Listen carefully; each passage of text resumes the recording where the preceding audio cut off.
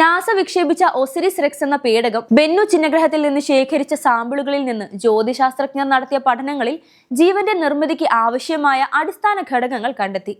ജനിതക പദാർത്ഥങ്ങളായ DNA-യുടെയും RNA-യുടെയും നിർമ്മാണത്തിന് ആവശ്യമായ അടിസ്ഥാന ഘടകങ്ങളായ 5 ന്യൂക്ലിയോ ബേസുകളുടെയും സാന്നിധ്യം ബെന്നുവിൽ നിന്ന് ഭൂമിയിലെത്തിച്ച സാമ്പിളുകളിലുണ്ട്.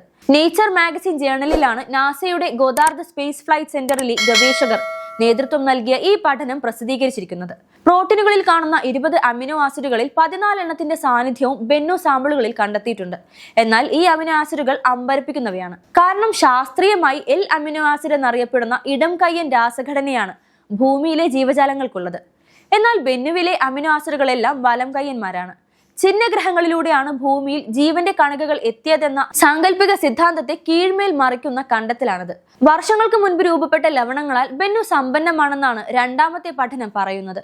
ഒരുപക്ഷെ ബെന്നുവിന്റെ മാതൃചിഹ്നഗ്രഹത്തിലെ ജലാശയങ്ങൾ ബാഷ്പീകരിക്കപ്പെടുകയും അതിലടങ്ങിയിരിക്കുന്ന ധാതുക്കൾ ഉപരിതലത്തിൽ അവശേഷിക്കുകയും ചെയ്തതിലൂടെയാകാം ഇതുണ്ടായതെന്നാണ് പഠനങ്ങൾ നടത്തിയ ഗവേഷകർ കരുതുന്നത്. എന്നാൽ വിശദമായ തുടർ പഠനങ്ങൾ വഴിയെ ബെന്നുവിൽ ജീവന്റെ അടയാളങ്ങളിലേക്ക് നയിച്ചേക്കാവുന്ന സാഹചര്യങ്ങൾ മാതൃചിഹ്നഗ്രഹത്തിൽ ഉണ്ടായിരുന്നു എന്ന് തിരിച്ചറിയാൻ സാധിക്കുകയുള്ളൂ.